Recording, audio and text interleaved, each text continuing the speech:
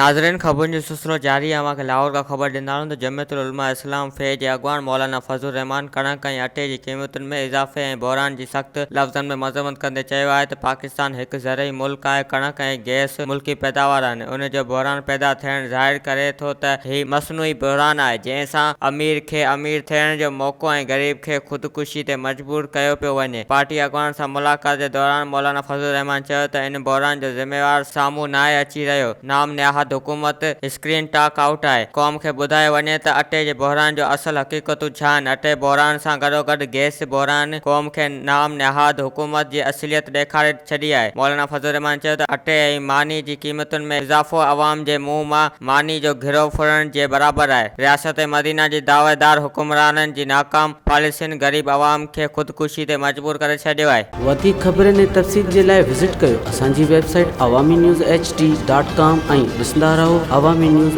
HD।